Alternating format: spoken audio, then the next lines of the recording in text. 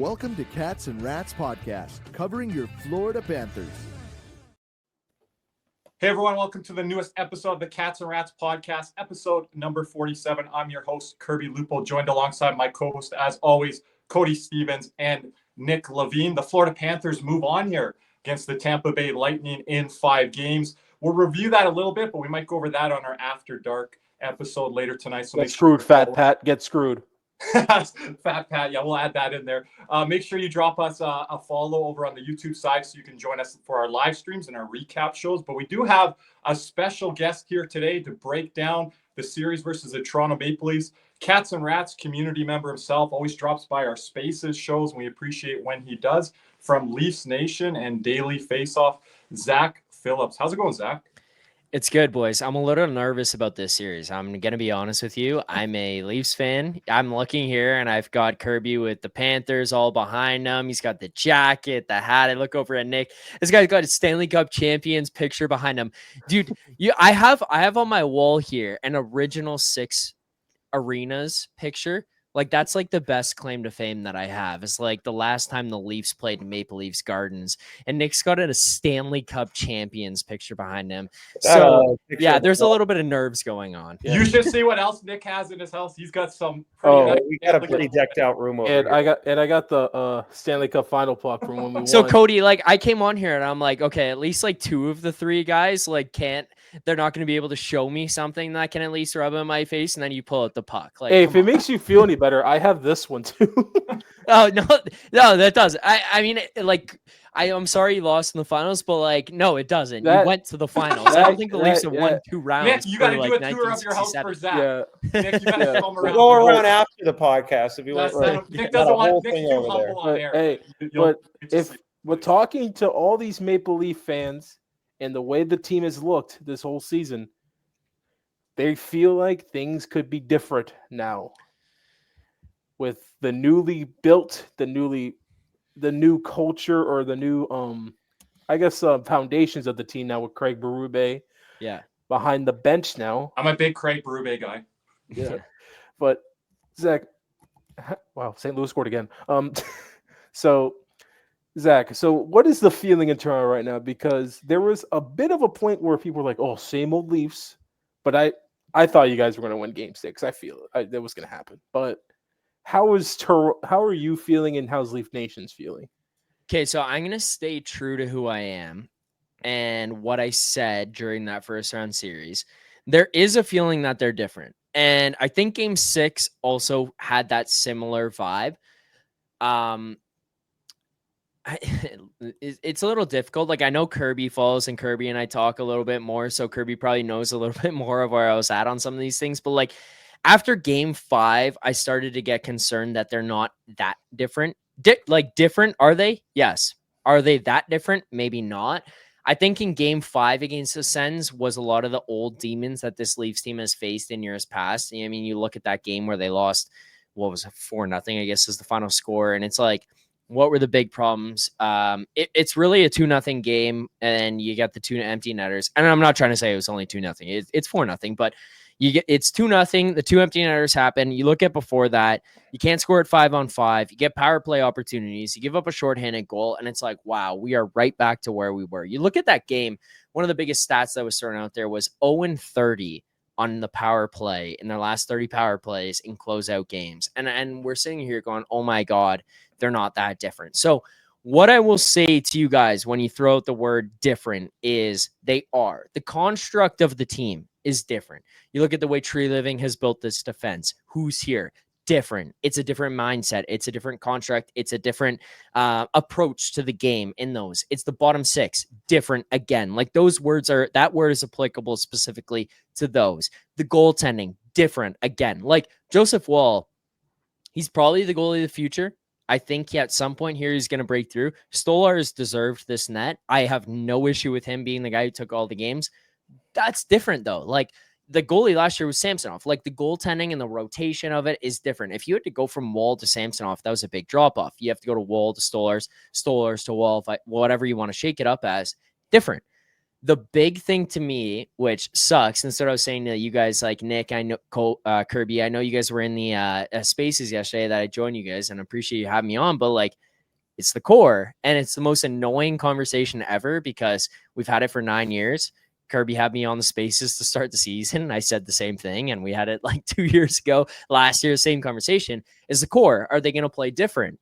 Again, back to that word. So that's a thing for me where I was convinced when they got to that point. Game 5 really, really threw me off the scent.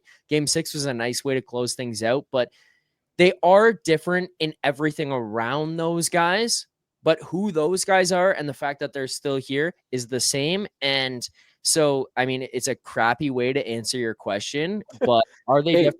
Yes and no, right? Like they are in everything else, but the most important part of the team is the same. And I'm not entirely convinced right now that those guys are that different. You know, it's funny. It's like I hear the where you get confident, and then I hear the little pullback because you're like, I don't want this team to let me down so hard again. Because I know that feeling because I had that with the Panthers because that President's Trophy year when we won that first round, because that was the first round win in 25 years or 26 years. 26. Right. And we go to the next round like, oh, we finally won a round. Get bounced in 4. And that was the most demoralizing. I could speak for like maybe for me and Nick. Kirby, I'm not so sure because he saw the cup final loss. But that before all that was the most demoralizing loss ever. But you said the biggest storyline to me for this series is can the core 4 produce against the Panthers defense? There's one guy I'm confident can because he's killed us his whole career, and that's John Tavares. He's gonna have a moment in this series, and Panthers gonna be like, "Oh man, this guy again." And I think William Nylander played well. Nylander. That's the other guy too. And again, coming into this, if this is where you want to go here, Cody, with Zach, the core 4, and we mentioned this on the Spaces preview show, top 4 point producers against Ottawa. So how's that going to look against Florida here, Zach? So the one thing that Cody pointed out there was Tavares and what he's been doing. That's one thing I felt kind of confident in is like, yeah, his age and how much money he's making is always going to be scrutinized. And it's fair because he's not like, so pulling it back a bit, the way that he is paid, you'd expect him to impact a game the way that McKinnon, Draisaitl, etc. do because of what I'm only saying because of what he's paid. $11 million. Exactly. And like you look at that and it's like he should be impacting game this way. I think the one thing Leafs fans transition from in their minds and I think a lot of people around the NHL here probably as well as things this is, progressed is that there was probably a year and a half, maybe 2-year period where people in Toronto especially lost their goddamn minds about John Tavares. Just watching, like he is not an explosive player, right? But now seeing him, it's like, okay, you paid him at that point. He's still like a point per game kind of guy. He's a guy who can make a difference. Watching him in that series against Ottawa, even watching him last year against Boston, he was without William Nylander, you have to remember, for 3 games. He was still a really impactful player. And I think people in Toronto have now kind of like buttered up to that a little bit where it's like, okay, you know what? He addresses this differently and his money, who cares? Like, who cares at this point? Like it's a moot point. Like we can't discuss that anymore. So I trust he's going to be there. Is he going to be what McDavid and Draisaitl just did to LA? No, he's not. Like that's never going to be the case. And if we sit here expecting that, we're going to be just so disappointed forever. And so we shouldn't expect that. The guy on top of that is William Nylander. And I mean, you guys would remember as well, I'm sure probably fondly, is the one guy of the 4 who actually made a difference in that series was William Nylander. And I don't know where you guys were at going into that series where the Leafs played Florida, but there was only one player of the 4 who was really like, I'm going to take over a game, and it was William Nylander. And especially game 5 when they were facing elimination, it's William Nylander down the wall back in Toronto, and he's going down and rips that thing short side over Bob's shoulder. And all of us in Toronto were like, man, this is the guy who steps up. I look at Boston series last year, he did that. I trust those 2 guys to do so. The one thing I would say too, I want to like also be careful when I say some of this stuff, because I feel like a lot of fan bases around the league look at me specifically when I talk about stuff, and Leafs fans are like, look at these dickheads, they're so overconfident, and I understand it. So like I'm not gonna blame anybody, but I so, think you're pretty modest. I think you're being I appreciate honest, that. which is what we want. And I like to speak for me. I'm a huge John Tavares fan. Okay. I can't stand the guy when he plays the Panthers. But Right. the thing is, with guys like John Tavares, and people don't see and understand this, is I can't stand when people trying to predict a decline. But guys with high hockey IQ very rarely steeply decline. And that's what John Tavares He's is. proving the doubters wrong here this season. Yes, 100% he has. And so like the one thing I would say to you guys in this, and where like I was going, where I was like, I got to be careful with it, is William Nylander was actually one of, if not, I think he might have been number 1 in goals on the Leafs coming out of that first round series. I think he was one of the top point producers on the team against that in the series against the Sens there. Yep. Right. You know, the one thing I would be slightly scared of as a Panthers fan in this is he didn't play that well. And he never had the signature William Nylander takeover game, which is one thing I'm confident in there. The issue here, boys, where I will give the ball back to your court and be like, you might have us on this. You know who didn't and still hasn't really through 9 years? Marner and Matthews, who we pay all the money in the world to, and one of them is coming up as a free agent and is supposedly asking for every single penny that this team has to I'd say offer. more Matthews than Marner, because Matthews did have the one-timer goal. It's probably one of my favorite goals. Game 6 versus Tampa, asked for where he wanted, one-timer back in the net. So Matthews does have that switch. I don't think Marner does. That's the like. I think 5 of Marner's assists came on the power play, right, Kirby? Yeah, 5 of the 7. And I think Ottawa's penalty kill percentage was in the 60 percentile. I think. And another thing is with Ottawa's penalty kill, they didn't take up space on Toronto. They did not. They collapsed like a box. And the thing is with Florida's penalty kill, and this is what killed Tampa. Yeah, with Kucherov. Is we pressured the high guy. Yep. And that is something because when I'm and the Leafs are going to be playing with 5 forwards with Mitch Marner. Again, he does have defensive instincts and can play that spot, but it's a different beast and animal when it's against Florida, Zach. 100%. That's one thing that scares me too, is like, you know, I got to chat with you guys a little bit before we started recording this thing, is like, it's not just you guys who said this, it's a lot of other people, is that Ottawa plays a similar way to Florida. You know what the pushback on this is? They don't play the same way.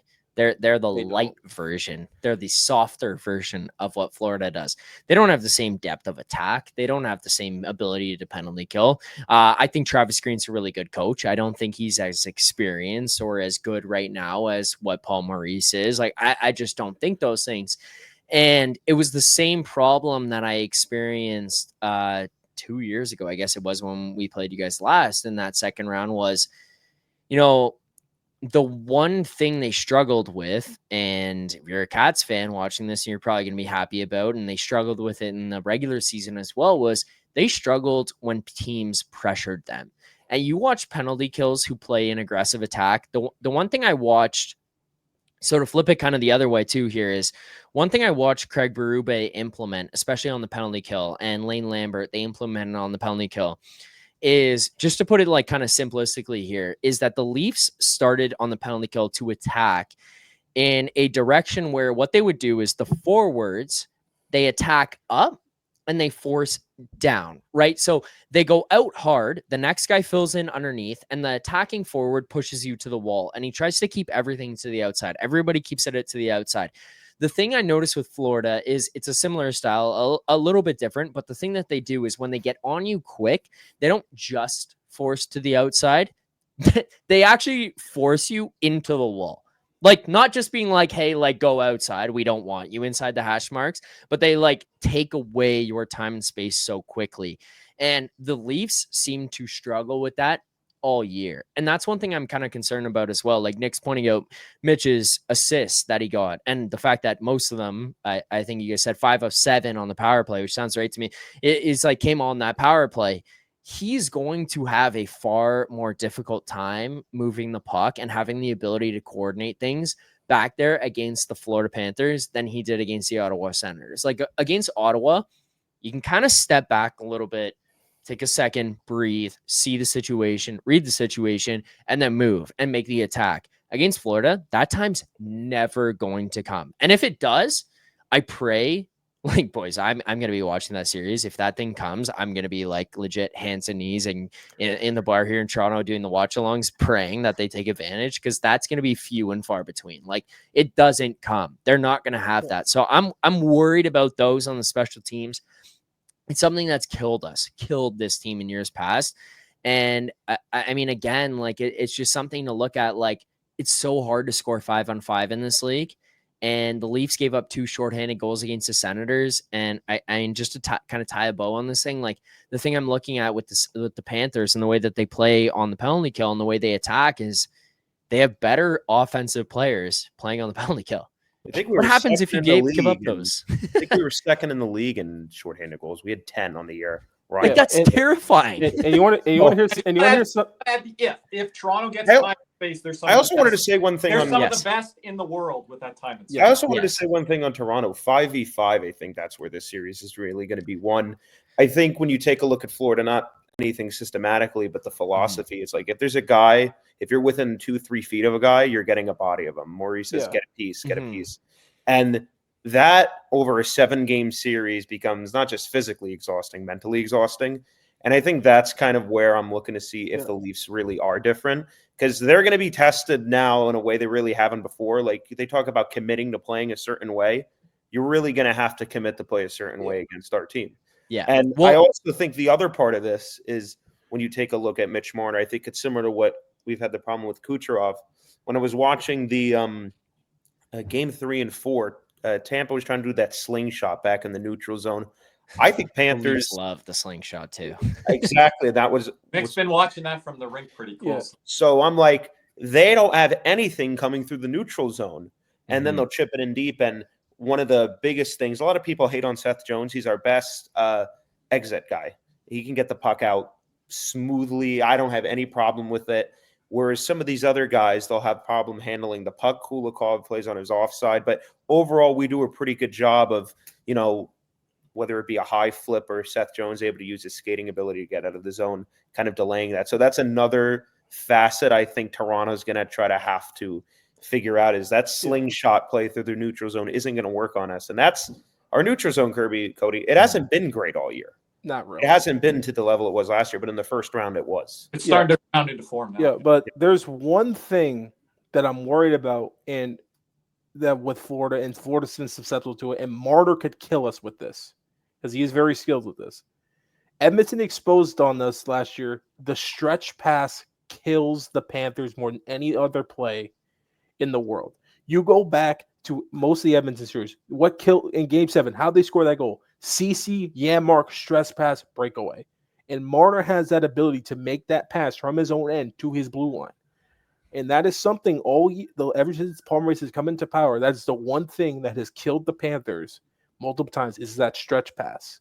And Zach, the defense is a lot better now with Toronto, and I think they can move the puck a little bit better on forecheck pressure and different things like that. So we have to be great on that. Because Chris Hanev and Brandon Carlo are huge upgrades now, because like I'm hearing a lot of Leafs podcasts saying, the Leafs aren't the same team they were in 2023. And they're also correct.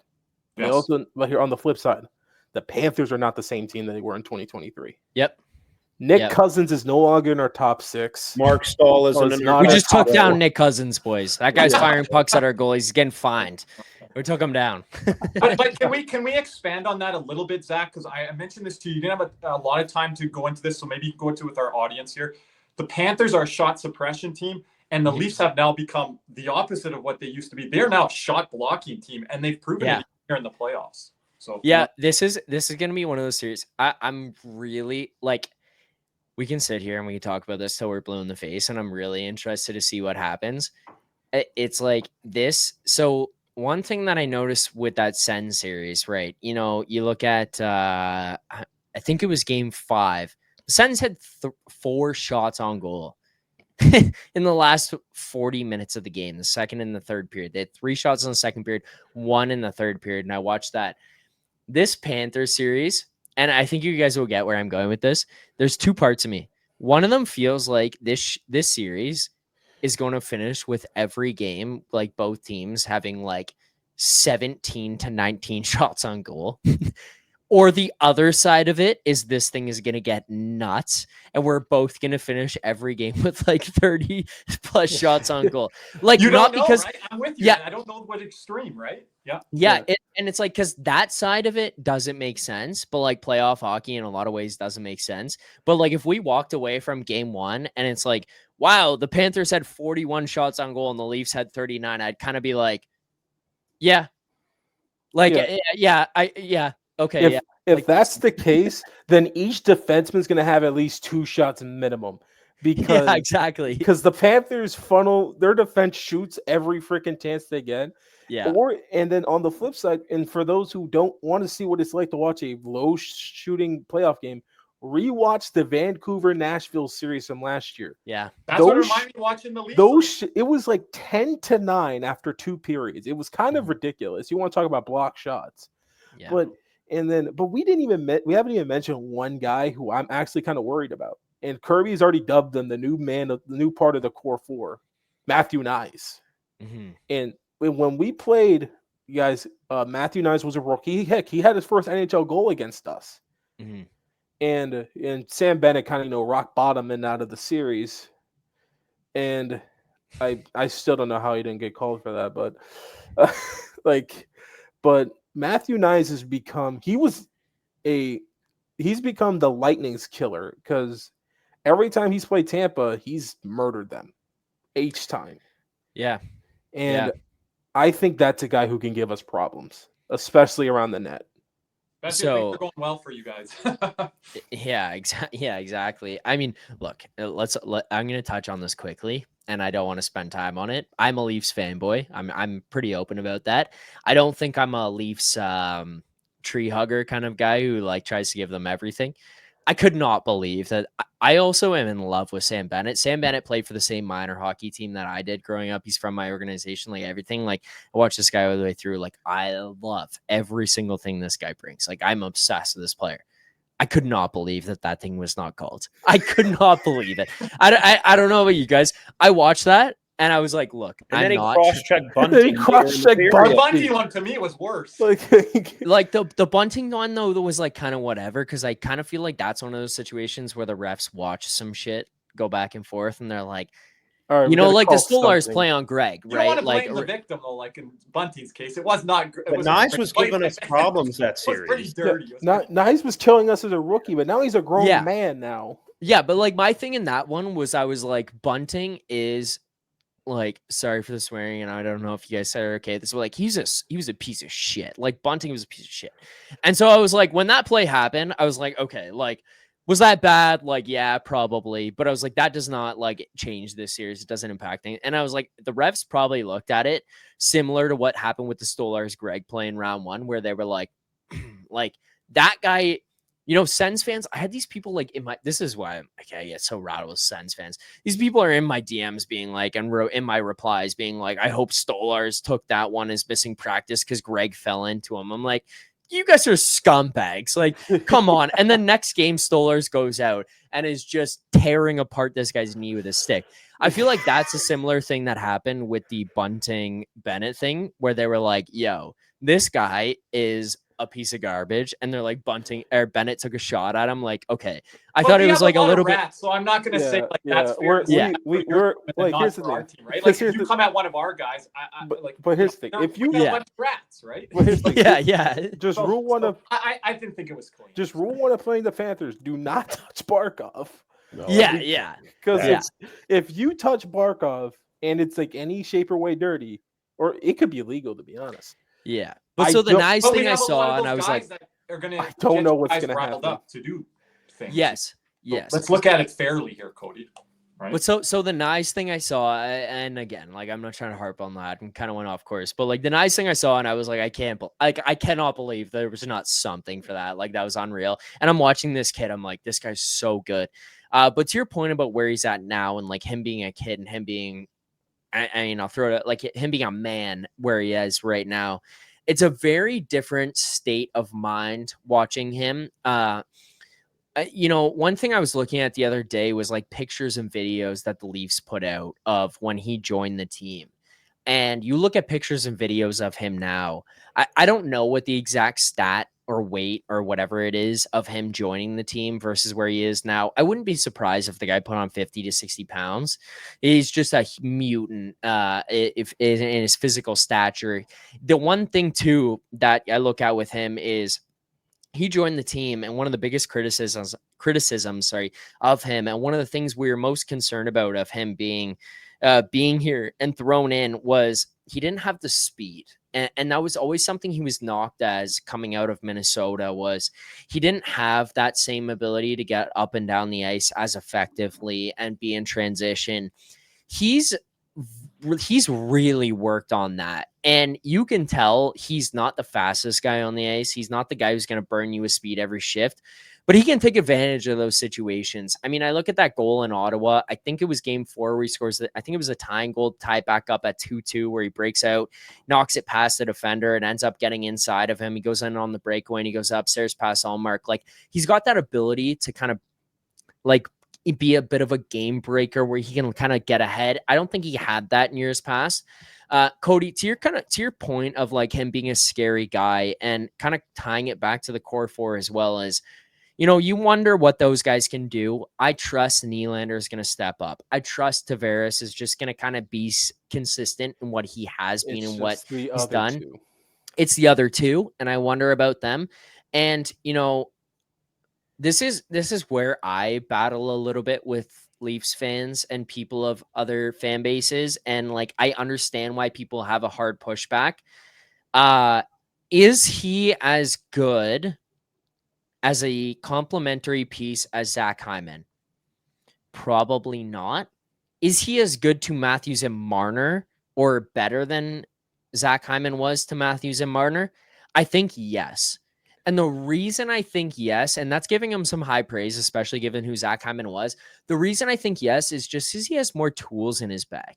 He has more ability to beat you with the speed, beat you with the physicality, punch a guy in the face, like his fight with Zach Whitecloud out of nowhere, and kind of stick up to guys just in a way that Zach Hyman didn't have. And Zach Hyman was a perfect complementary piece to Matthews and Marner. But guess what happens if Matthews and Marner aren't going? Zach Hyman's not. Like, that's not a knock on Zach Hyman. I love the player. I love everything he brings, but he kind of benefits from those guys going. You watch him in Edmonton there, Hyman alongside McDavid, Hyman alongside Draisaitl. Those guys have an off game. Well, guess what? Zach Hyman probably doesn't produce the same. Matthew Nyes can be the guy who can still put up points, still score goals, even if his line mates do. That's the one thing I watch with him in that top 6 where I'm like, you know what? That's part of why I tweet out jokingly. I'm like, dude, give this guy a blank check. Like, he's a unicorn. Like, Zach Hyman's a unicorn in one way. He's a different kind of unicorn. Zach Hyman has the nose. He's got the horn on the front of his nose. Matthew Nyes has the horn on the front of his nose, and it's colored in rainbows because you don't see the kind of guy like that. Like, he's just different, man. He is different than that type of player. He's not as mature, as smart as Zach Hyman was. He hasn't been there and experienced as much. But I think as a player and what he can bring to the team and who he is to that top 6, specifically the first line, it's different than Zach Hyman brings. So I don't know. I get the pushback that I get from people. I understand why, but I just look at him and I think like that is a difference maker. And he is the guy who can drag Matthews and Marner to the fight. Hyman, I don't think as much. Bunting, I don't think at all. They were just complementary pieces. I think Nyes, he can drag you into the fight. One more thing here. One or two more things before we let Zach go here today, guys. But I want to add on the Matthew Nyes part. I don't want to crush our fan base. I don't know if you were aware of this, Zach, but he was the pick after us. We had a chance. Evan Naws. Was he? That was Vince's Evan pick. Naws, yes. That was Vince's pick. And right there. Evan, I want to ask you about one or two things. Yeah. One of the things me and Kirby saw in that Ottawa game is they were throwing it up the wall a lot, Toronto. Yeah. Worried about that because our defense, one thing our defense does really well is activate. The second thing our forwards do really well is support, so it doesn't lead to odd man rushes. That's something Toronto kind of exploited with us. Some of our slower forwards, like the Stahl brothers, Colin White, Dalpy, those guys really couldn't support and get back in time. Also, I've got as much time as you guys need, just so you know. So if you want to, however long you want, I didn't want I'm these good guys to for cut it. me off because I want to get to goaltending talk before. No, we go. no, Oh, You're he's so good, you're giddy good. with the freaking goalies. But Nick and Kirby, I kind of give you guys a short answer yesterday. I came on the spaces, and again, sorry for kind of cutting that short. But the one thing that's interesting to me, and I don't know how well like I articulated yesterday when I was talking to you guys about it, but it's gonna be fascinating to watch the stylistic changes that are implemented by Craig Berube, because I kind of pointed out to you guys that you were right. They were going up the wall a lot against Ottawa. The one thing that I've seen them do a lot this year, and you were right 100% on what they were doing against Ottawa. Like, that was bang on. And that's something that would scare me against Florida. But the reason I don't go into this being that concerned about it is that Berube and their staff made pretty good adjustments based on who they were playing through the season of how they exited the zone. And I think it was Kirby, you pointed out earlier, their ability defensively to go back, retrieve pucks, handle a forecheck, and break the puck out with first passes, second pass, whatever it may be. But the one thing that I noticed with these guys, especially starting from the defense, is confidence with the puck. So starting there, they go back, they can handle it, they can make a play out quickly, but they can adapt to where we were probably a couple of years ago when we played the Panthers, where it seemed like a lot of the time it was like off the boards and out, off the glass and out, off the boards and out, off the glass and out. It had to be that. And if it wasn't that, guess what? The Panthers were picking you off. They were turning over pucks, and they were getting offensive zone opportunities. And I do think the Panthers are going to cause problems with that. Like, I'm not saying this because I think this is going to be very different and the Leafs are just going to handle this easily. But the thing is that I watch the stylistic changes Berube has made and his staff has made from game to game and team to team. They adapted pretty well to how they broke the puck out, where, you know, you'd watch teams where it seemed like they were attacking the wall because they knew they could get out on the wall. There were teams that they knew they couldn't get out on the wall, and in years past, they were just like, "Yeah, well, this is what we know. We got to go up the wall." Advantage of that Clevin Montipalo pair. They did not have anything. They wanted it all in front of them. They did not want to take any risk, and that's where. You know who they actually 100%. killed? They killed Nick Jensen. And so Nick Jensen, bad. too. He was terrible. Oh my goodness! I actually like Nick Jensen. I like that man trade was for Ottawa. bumbling, fumbling everything with. Like, I think he's the one who gave the puck to Nylander for the goal in game 6. I think he was the one that turned it over. Yeah, I think he might have been as well. But it it just seemed like they had like this awareness and preparedness of like the defensive pairings you were out against, the team you were out against, and like how you attack in general versus how you attack specific pairings. And the other thing too, like I kind of said in the to jump in, Zach, better coaching. Yeah, and like I'm not trying to knock on Sheldon Keefe. I think he's a smart coach, but I just think it was like a better like preparedness for everything, where Keefe would go in and have 10 million game plans, which this is gonna sound like really dumb, where you guys are gonna be like, or not you guys, but like other people might be like, what the hell? Like this guy's talking about like in terms of your ability to shift. Sheldon Keefe would come in with like 10 million abilities to beat or ways to beat a team, and he would just like mega brain himself into being like, I don't know what to do. Craig Berube is like, there's 2 ways we're going to beat this team, it seems like. And he's like, well, the one's not working, let's do the other. And all of a sudden he's doing the other, and you're like, whoa, like we figured it out. And Craig Berube came in training camp. This was the big thing for me because I get all the media up here in Canada. He said, everyone's going to play a 200-foot game, even if you put B on his chest. And I'm going to tell them that from training camp. Yeah. Also, no more music at practice. No more music. No more music. No more 2 pads skills going on one. You know, guys on the other dancing. No more right away. Culture change. No more. I'm a coach myself, right? And I'm like, cut that crap out. And no celebrating, even if you're an assistant coach on the bench. Yeah. But that was my favorite part of the series. I know it's not as fun on Twitter, everyone. You know, everyone that follows Zach and likes all those fun memes and gifs. But like me and Nick say, do you want to win? Yeah, exactly. A lot of people were complaining about Berube hockey. People don't realize Paul Maurice hockey sucked when it first got here. Oh my goodness. It was terrible. Yeah. Is was it a tough fun? watch. Is it fun for 82 games? No. Is it fun in the playoffs? No. Is it fun to hold the Stanley Cup above your head? Hell yeah, it's fun. You know, it's funny. We did our That's why Nick's got that trophy behind him on the There wall we go, there. right there. I got another one over there. And you know what's funny? We did our come and before the season started, I had at Toronto pegged at third in the division because I thought they would have a slow start because of what Berube was going to be asking them. Yeah. And the second my last question is one line Maple Leafs sort of was getting on through that Ottawa series was the Holmberg line. Holmberg, Domi, and I believe it was McMahon and Pacioretty and Robertson. Yeah. And if you were Berube right now, are you bringing in Nick Robertson in, or are you going to leave that line as is, or are you just going to keep it as is? Because I think there was one really prominent figure that said that line was basically unplayable at some point. Nick Alberga. Was it Alberga? I was sitting beside him and we were talking about it, and then he tweeted out they're unplayable, and 5 minutes later Pacioretty scores. I was like, delete. Uh-oh. Yeah. No, he was right though. We can make jokes about it all we want. He was right. He was right. Oh, and you're right in terms of them getting their teeth kicked in. The thing that let me answer your first question, or one of the questions about Nick Robertson. No, I don't think the guy's coming back in for game one. The one thing that I always make jokes about, I think people in Leafs Nation always joke about, is like he got labeled with the scratch and score tag. So this guy, I took a lot of crap from Leafs fans. I'm not the biggest Nick. So I'm a fan of Nick Robertson, of how hard he works. I just don't think he fits in this lineup. I just don't. I didn't see what he brought to the bottom six. He's never going to fit in your top six. He's a left winger only. He's never passing Matthew Nyes. Max Pacioretty was playing in the top six. He wasn't better than Pacioretty. McMahon slotted up to your top six. He wasn't more impactful than McMahon.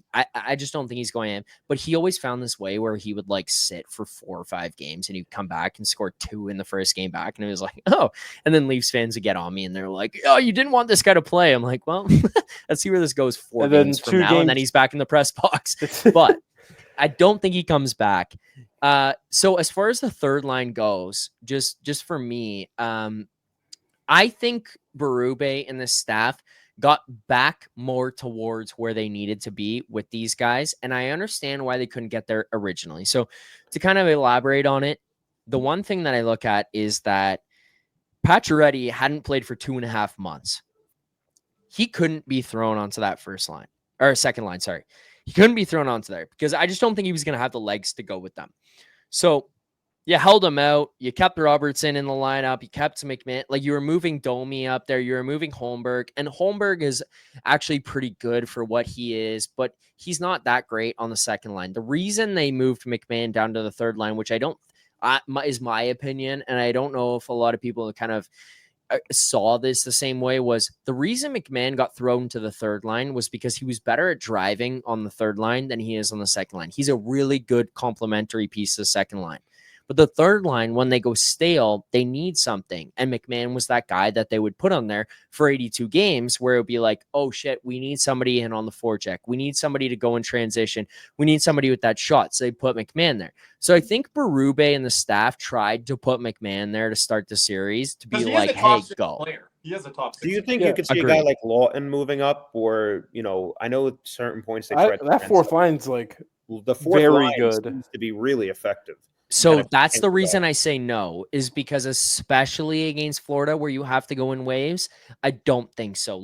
Florida is one of those teams that I look at constantly and think you have to be prepared to battle this team 1 through 4. Is Paul Maurice going to shorten his lineup? Probably. Is he going to shorten shifts? Probably. Especially during a series, how things are going. That's probably going to be something that you see happen. But you have to be prepared to be able to roll those guys out there. And that fourth line was really good. So, the thing with Lawton and talking about moving him up in the lineup, I don't see that happening. I think if you're going to make an adjustment, you play the fourth line more not move Lawton off the fourth line, because the fourth line worked really well and they worked really well together and they have complementary pieces they can move. So I don't see him moving Lawton. I see the fourth line becoming your third line, not Lawton going to your third line. Like, I just see them staying. They can argue that's their best line of the series. And Matthew Tkachuk, another thing 100%. for minutes, Matthew Tkachuk didn't play a lot. He played 13, 14, 15 minutes. I think the most he played was 16:32. Yeah. Didn't practice as of Sunday, May 4th. That's when we're recording this.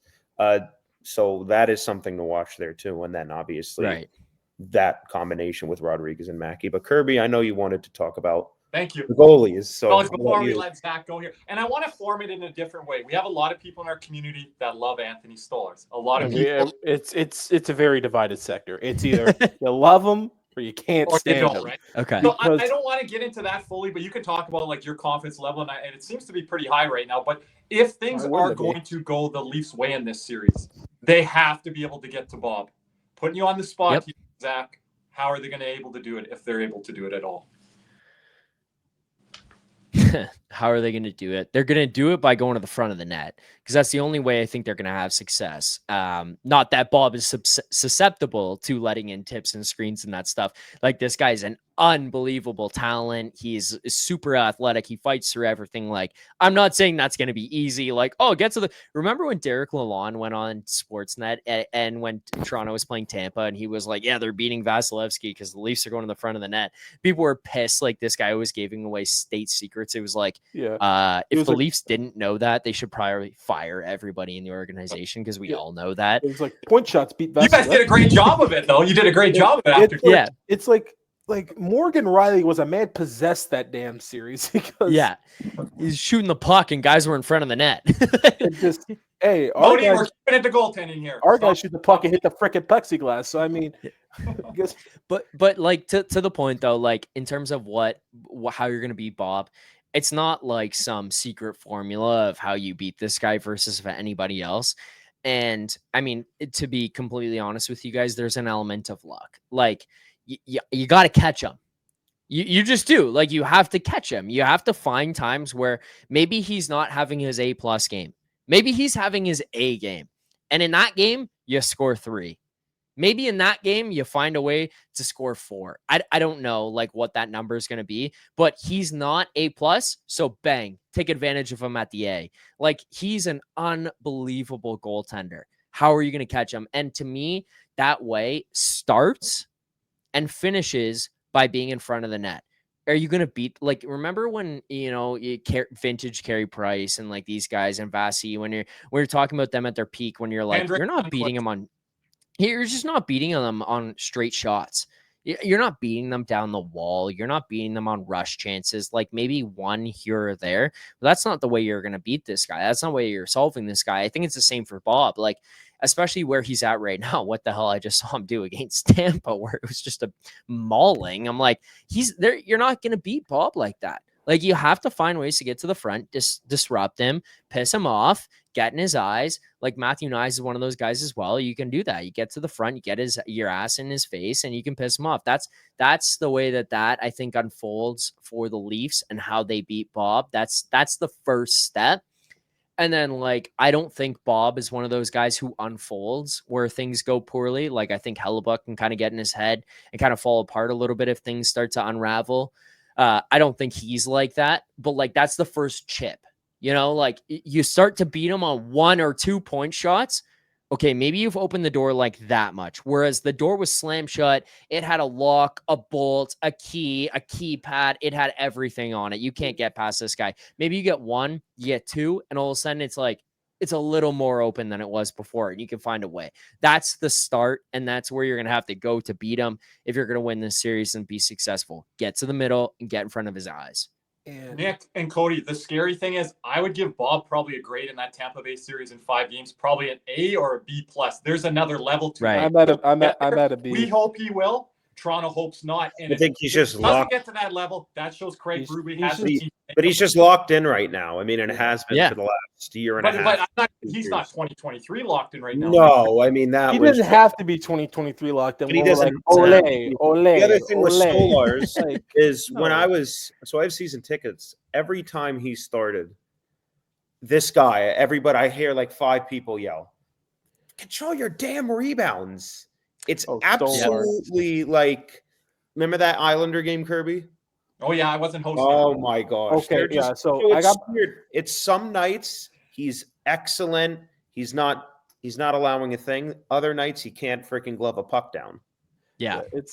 And that's what I know about him. And what's funny is like the bad games he had, I was toasting spaces, so Kirby didn't have to hear any of this. So they were like, I can remember this game. There were 5 games where Stolarz was horrible. I think his worst game as a Panther was versus the Anaheim Ducks. It was a matinee game. They were up like 4-2, and he gives up 2 absolute stinkers. And like kind of, but then he played good against Toronto and Nashville last year. So we always thought, what version of him are we getting? It was like a coin flip at some points. And like, for instance, like I'm watching the game 6. I'm like, okay, I think Toronto could lock this down. And then the Perron goal happens. And I go, oh boy.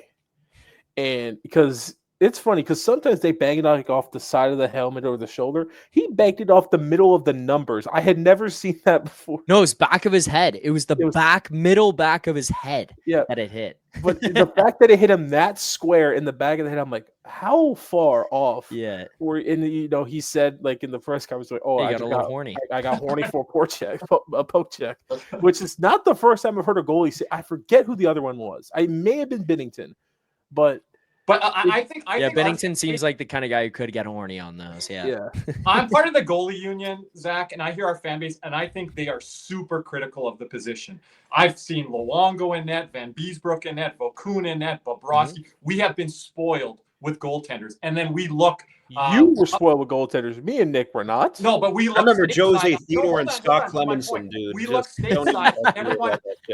Everyone puts the standard at Vasi because that was the standard that we had to beat. So I think it's very not realistic standards. A lot of our fans, and I think some of the fan base doesn't understand what a good goal and a bad goal is either. But like, what's your level of confidence here with Anthony Stolarz going into this series, where I think the Panthers can get to that high danger area and get to those rebound opportunities? But then again, what Toronto has on defense now is much improved, and a lot of your defense is getting those pucks out if Stolarz does give up those rebounds. So I think this is a very compelling part of this series, how it's going to go.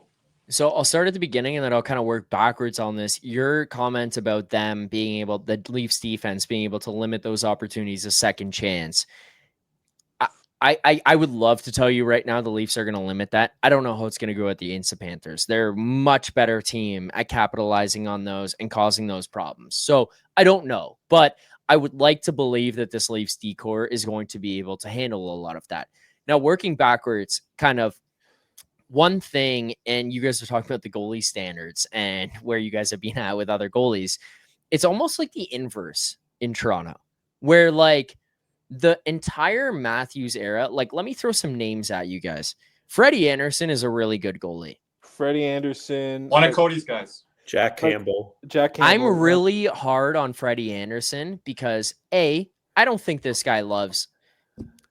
Okay, I say this, and this is one of those things like I shouldn't say because I'm in the media, like I'm not a guy on the A's, but I don't think this guy like just loves to play. Like, how often do you see this guy just being like, like I got a little don't know today twing in my knee, I can't play. I'm like, dude, get in the nets, like come on. But then it's like he misses a stretch, like he's out. And then he used to let in these back-breaking goals where it was like, I specifically remember one that I'll never forget for the rest of my life was Jake DeBrusk flying down the wall. He gets forced all the way outside beyond the hash marks, and he rips that thing off of Freddie Anderson's ass to tie the game. I think it was like game 6 or 7, and it just goes in, and I'm like, oh my God. And it's like those moments happen all the time.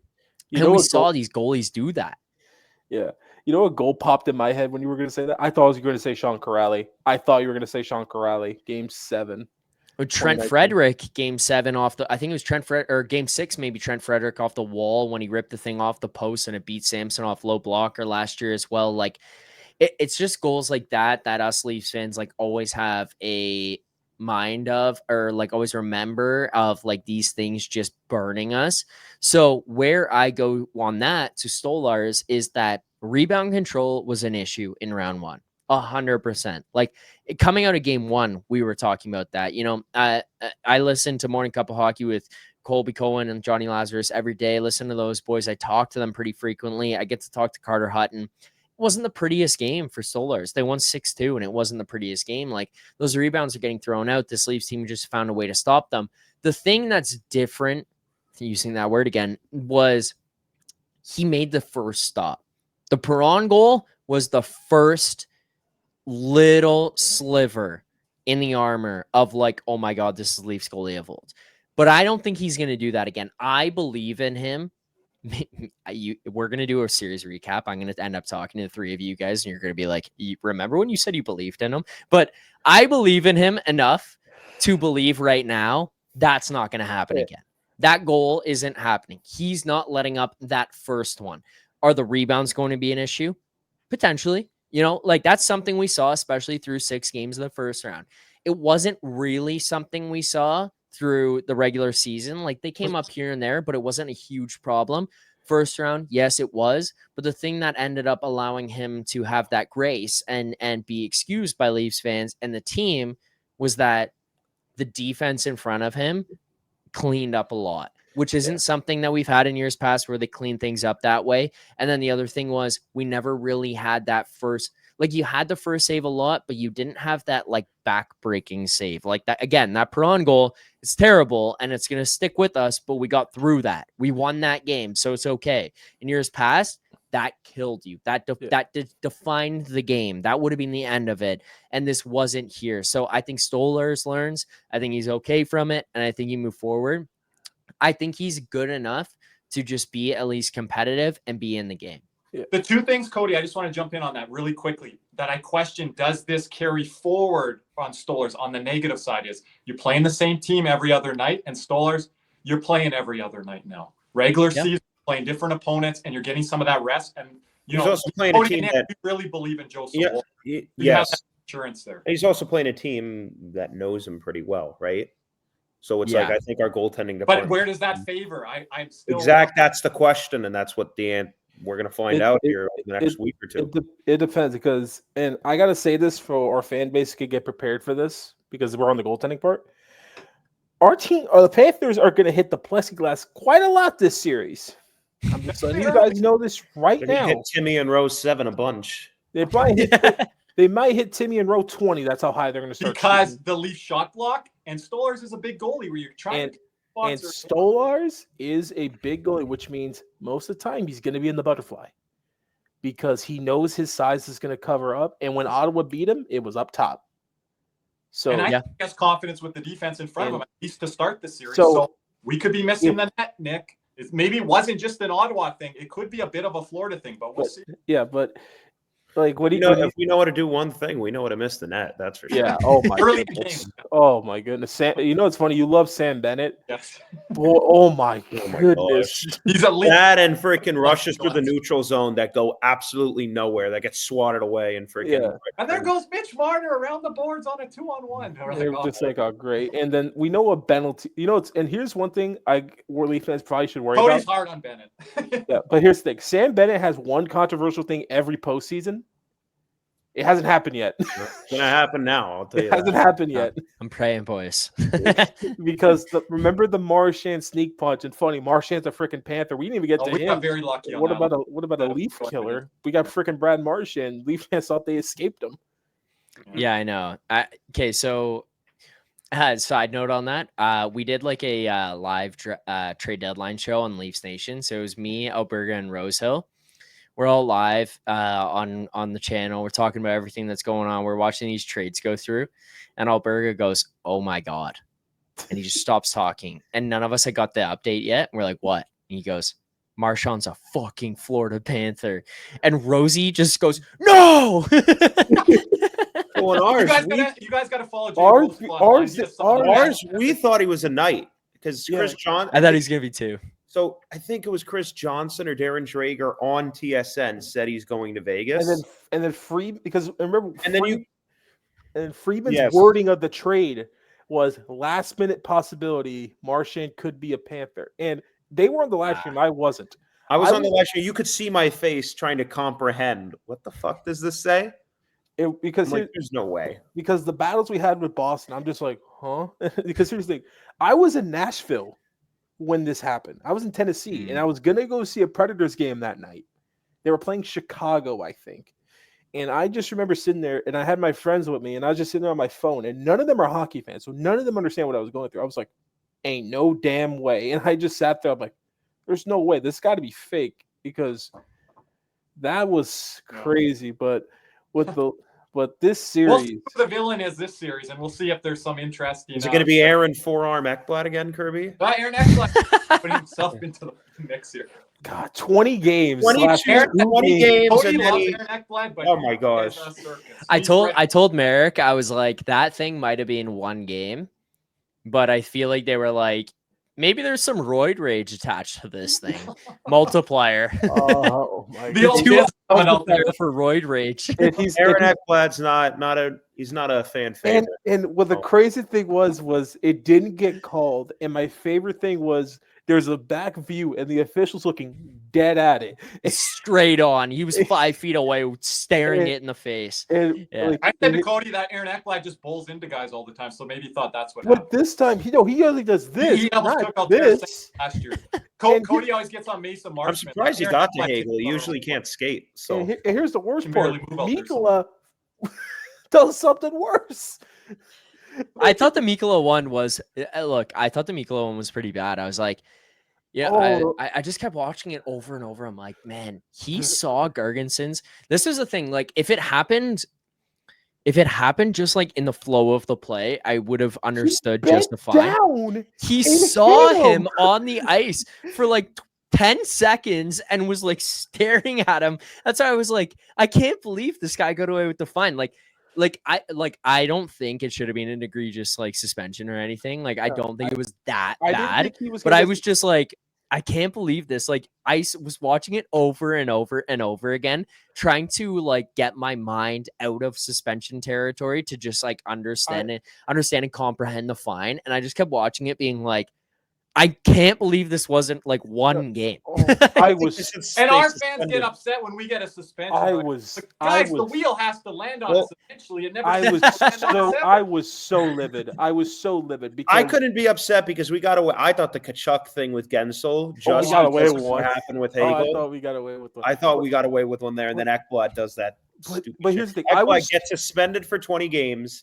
Comes back for 2 games. Barely played one game in the playoffs because one game took a shit show in game 3. Comes back game 4, takes out Hagel, ties the game. Goal gets called back. Ties the game again. Then says, "Peace out. I'm getting suspended." And Zach, he's like, at the end of the year, I'm still gonna get paid, whether Florida pays me or someone else pays me. I'm still getting paid. No, and here's what made me livid with the Mikkola stuff, because that kind of thing, I'm like, okay, he got away with it, but you're always gonna side with that Vlad. But here's the thing: the Mikkola one got me livid because I'm like, we're down 2-1 at that point in the game, and he just goes back, and then I'm like. And it's a 5-minute major. I'm like, oh my goodness. And I'm sitting here. I'm like, there's this real possibility now that we could go back to Tampa, tie 2-2 without half of our top 4.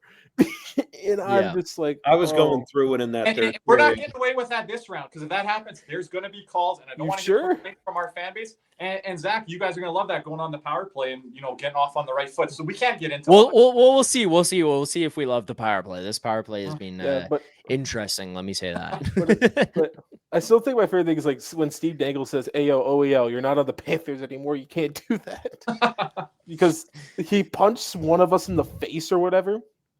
It got a penalty for like the last regular season game. And I'll never make excuses for it, guys. But Zach, I think a lot of people forget this, and you and I, we hear the Canadian media daily.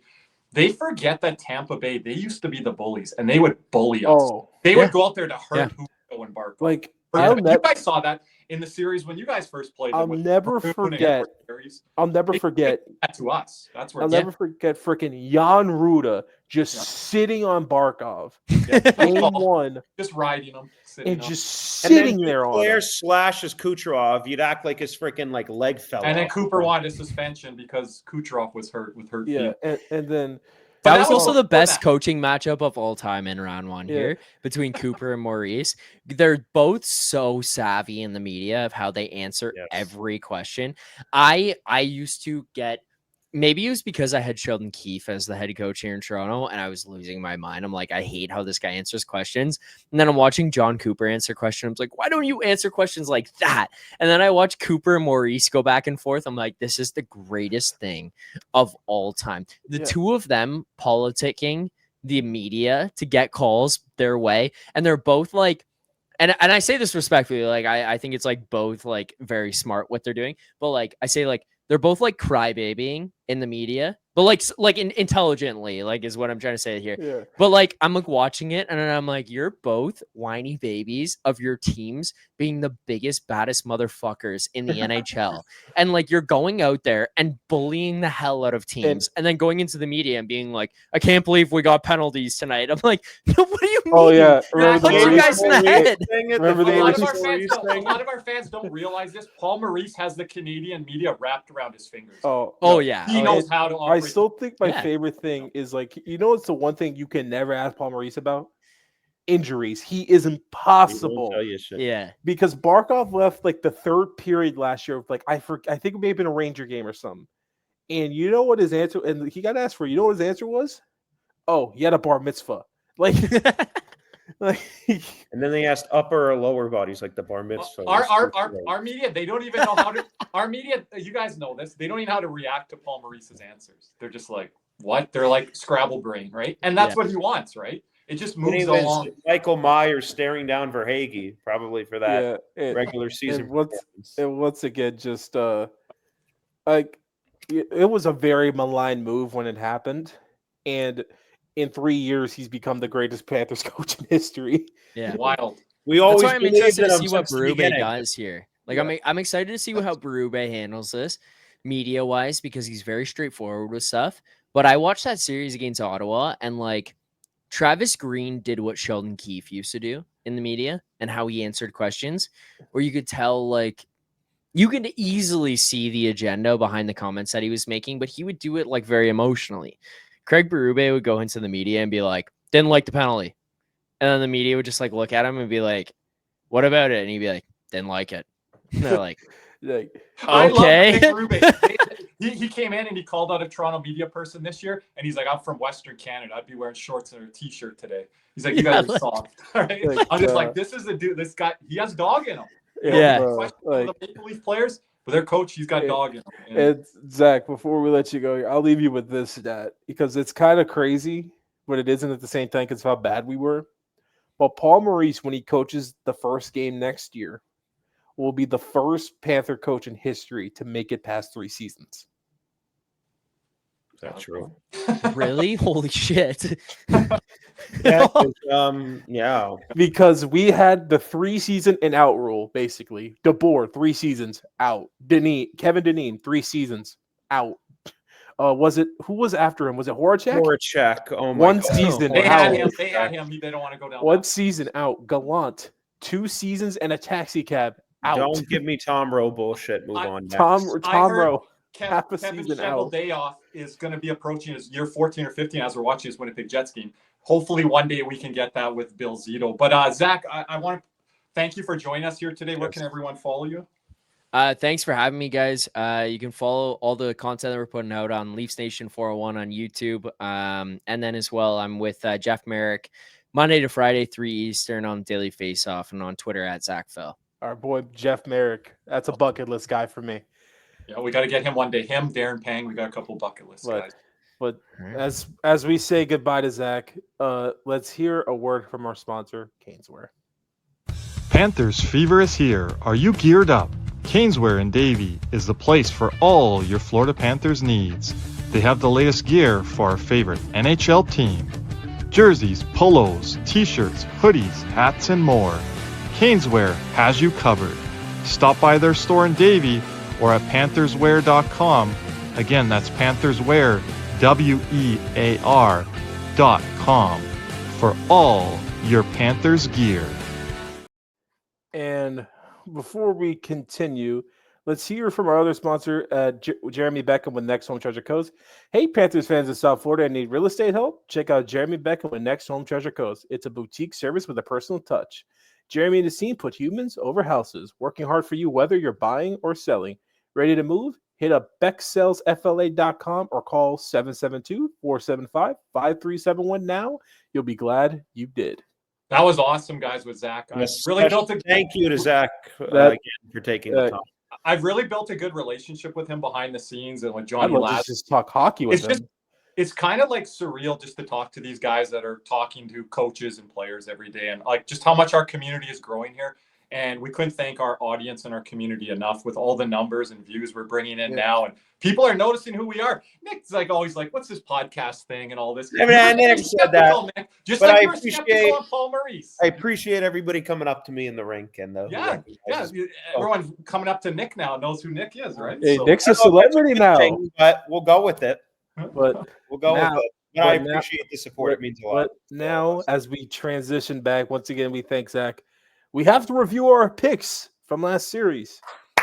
Here we go. Starting with the predictions. We all had Panthers in 6. It was Panthers in 5. I think we were all shocked here that it was Panthers in 5. I think we expected more pushback from Tampa. But let's read, for those on the audio listeners, let's read back. We're going to start with Kirby's picks, and we're going to judge him here. We're going to start 1 to 5 with his top 5 players of the series. At number 1, he had Sam Reinhart. Number 2, he had Andrei Vasilevsky. Number 3, he had Sergei Bobrovsky. Number 4, Braden Point. Number 5, Gustav Forsling. An honorable mention to Brad Marchand and Alexander Barkov. And I'm at... And my X Factor is Geeky and Stern. I didn't love myself on this, so you guys jump in because you guys are grading me. And Cody, I want you to pull up that thing from Twitter X from our community as well as we go along here. What the community voted, because there was a lot of. Well, you got one goaltender really wrong. I don't think Bobrovsky was 3 either. What do you mean really wrong? Go on, elaborate. I think Vasilevsky at 2. That's the biggest L you have. I also think Reinhart, again, he was above a point per game, but I think all of us agree that he could have been a lot better. And I think Brad Marchand, your honorable mention, was the best player. Now, Reinhart led the Panthers in points with 6 and 4 assists, but I don't think he was the number 1 player in the series. No, I think Marchand was. Marchand, Losterine, and I think Seth Jones, you can make an argument, was up there, right? But doesn't it make it tough because you look at the numbers and you're like, well, if you just look at the numbers. Here's where I'm at. Give myself a point. Here's where I'm at. I would give Kirby, I'm at 3 points for Kirby, including X factors. Okay, give me the points there. I think, because I do believe Reinhardt's top 5. I do believe that. I do think Bobrovsky. I think he's more 3. Well, I have him at 1, Cody. I think he's more 3, 4, maybe 5. I think Marchand's top 3. But I can make an argument for Reinhardt for 2. So that's why. And then I'm giving you Bobrovsky because I think 3 is a good slot for him. That's probably my bad. I think Sturm deserves a point as well. Yeah, I agree. Really? With that. Oh, that's for Sturm. I think he almost earned me a point, but freaking Cooper wouldn't put him in the lineup. Yeah, I think you can make an argument. Nick Paul was the top 5 player in this. Yeah, I should have had him as my X factor. Jake Gensel was also another guy that. Well, we're going to get into the other list too. Yeah, but the thing is, Point wasn't good enough. Forsling had a really bad game that I think. It was game 3, the one where everyone's blaming Ekblad. It was freaking Forsling. Yeah, I gave Forsling a chance, everyone, and he didn't come through for me. And. I'm just saying. He's never gonna let this down. If you know Kirby, what was Forsling, our 3rd or 4th best defenseman in the series? Yeah, Jones 3rd. Won, I think 3rd? You could argue. What, Jones won? Schmidt 2. Yeah. Look at the fans' votes, Cody. When we pull them up here, I wouldn't even count Ekblad in that. I don't think Kulikov and Mikkola were terrific. I don't think they were good, and Ekblad wasn't good. But I do believe Sturm deserves a point because of the way the penalty kill was. So how many points are you giving me here? 3. That's pretty generous. Or do we want to do 2.5, Cody? Let's do 2.5. Let's do 2.5. 2.5. I can live with that. Now we're going to go to the audience picks here in a second, and we're going to read it off for our audio audience. All right. And Nick's picks we have up next. Yeah, I'll get it. At number 1, you had Alexander Barkov. Number 2, Sam Reinhart. Number 3, Andrei Vasilevsky. Number 4, Sergei Bobrovsky. Number 5, Braden Point. His honorable mentions were Nikita Kucherov and Gustav Forsling. And his X factors were Seth Jones and Eric Chernak. Okay, Cody, let's start at the top. I don't think Barkov was a number one player. I don't think he was either. And I said I didn't even have him on my list, guys. Well, if I got Reinhart at 2 and Kirby's got Reinhart at 1 and Cody gave him a point for Reinhart, I got to get a point there. So Yeah. he's at 2. I still think 2's too high for Reinhart. I think like 3, but yeah, you did give me a point. Yeah, so I'm at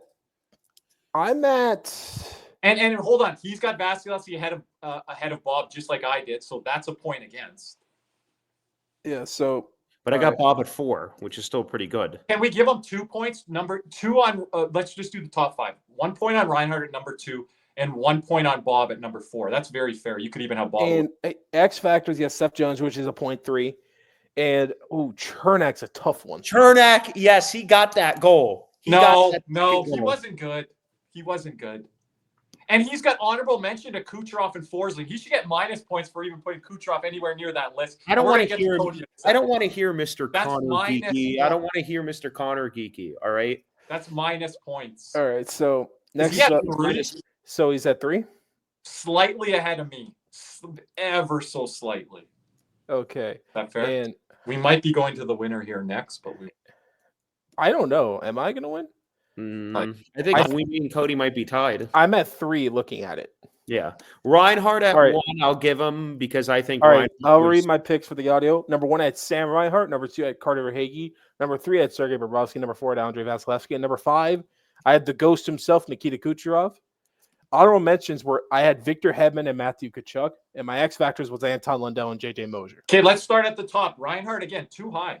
Nick. Yeah. But again, if we gave you Reinhardt a point at 1, we have I to don't give think Cody. we should, but okay, but we can't. We're gonna give him a point at 1. You had him at 1. We gave you a point. Oh man, Verhaeghe not quite there. We said he had to get 3 goals in a game winner. Didn't quite reach that level. One of his goals was an empty netter. Yeah, he had 2, but he had like a Kickstarter because he did tie up Game 5 at the start. So We can't give that. but not quite the series I'd like. But number 3, Sergei Bobrovsky. Oh, I'm that's the only, a 5-star. I'm the only one that had Bobrovsky Yep. over Vasilevsky. That's why I think you're ahead of us, Cody, because of that. Yeah, and then like Kucherov should be minus points. You should lose a point from. Vasilevsky should be minus points. but all of us had him. No, I'm not going to go that True. far. Kucherov, if I got minus points for Kucherov being an honorable mention, you get minus. Cody has to get Cody, because you can't just throw any guys into your list. I didn't throw any guys because here's the thing. I So he felt gets- like I thought it was going to be a longer series, and I thought he'd have a bigger impact if that was the case. I'll But give he had- you a point on the honorable mention, Kachuk. I think him outside the top 5, but what he did was arguably top 5. I think that's a fair spot. Cody very on point with Kachuk. Yeah. And then Lundell, the X factor. I'll give you another point there. Mosier, I don't. Because here's the I thing. think what wins it for Cody is Bobrovsky, Kachuk as the honorable mention, and X Factor Lundell. Even though Lundell, people were getting on him at the beginning of the series, how he finished the series, he probably worked himself into that. But again, Cody, I gave you a chance to put your boy Lusto on there, and you laughed. Yeah, but I didn't. But here's the thing. I also did say it would be Jordan Martinook levels, and it kind of was Jordan Martinook levels. Like Cody, I had to clip that, Cody. Cody dissed his own boy. You know, like that was one of the best clips. But here's the thing: Like- if Lusto was a top 5 player in this series, I thought we would have lost because here's the thing: because none of us in our right minds, and I'm a Lusto guy, I never would have thought he would have got 4 points in one game. Yeah. Like Cody, can we bring up the? To be honest with you, I don't know if picks? I thought he would have gotten 4 points in a series. Never Right. mind a game. So Cody, can you share the community picks? Because So I want to show how every decisive. our community. Yeah. We'll share it on the YouTube, and then you can say the names there. But we'll give it to Cody there. So Cody gets about 3 points there, Nick? I have 3 points, so we're So- tied. So you give me. No, How about this? I'm giving it. I'm giving it. How about Michael. this? I get the extra half because I have Bobrovsky over. Yes, and you Vasilevsky. have Kachuk on there as well. Yeah, so I get the extra half. All right, so for future reference, let's do this. Cody If you wins, get- but barely. We didn't. If you get an honorable mention correct, this is for future, you get a half a point. Okay, but Cody, I'm giving it to you with the Bob thing. I agree. Appreciate it. Thank you. Yeah. Uh, We all have to be better, though. Can we share our communities now? Yeah, I got you. This is after the series. And this Yeah. is Kirby rank in order 1 to 5 who were the Panthers' top performing players in the Tampa Bay series. And we have our boy Canadian Ryan here. I'm assuming it's 1 to 5 here. Yeah, there's Yes. some honorable mentions. Yes, with you. Kachuk 1, Martian 2, Bob 3, Jones 4, Schmidt and Lusto 5A and 5B. I don't think Kachuk was 1.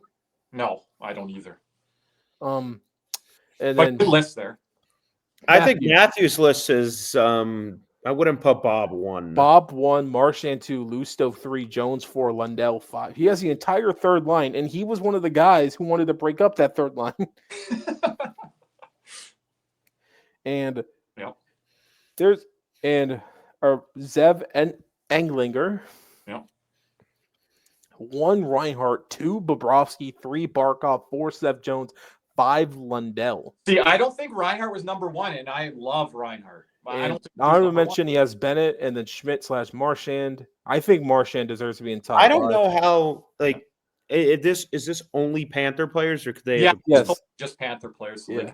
Accurate. Because I think if we were going to redo this, I'd have Gensel in the top 3. Oh, I'd have Nick Paul there or honorable mention. Yeah, right. Yeah. And then our boy Die Hard has Bobrovsky 1, Marchand 2, Bennett 3, Kachuk 4, Schmidt 5. You can't you got to have Lusto and Lundell in there because I think they were better And than Jones. both. You have to have Jones in there. Yeah, some people didn't include Jones at all. Carly did her list. If you guys find it there, she did it off of stat cards. Carly, I was asking for everyone's opinion, not off a stat card. She doesn't even include. I don't even see it here. Her list. Let me find it. Able to find it and talk about it, but you have to have Jones in there and/or Schmidt, and then you have to have a combination of 1 or 2 guys from the third line. I think Brad Marchand's probably number 1 if I rank this list now from the series. If from the series, From both now, teams or just one team? From both teams, all right. Then Gensel's number 2. Marchand 1. I have Gensel 2. Okay. Gensel 2 or 3 is fair. He's got to be there with Bob. And then Bob 3. Bob 3. And then you want to go Paul 4 or you want to go Paul 5? I would go.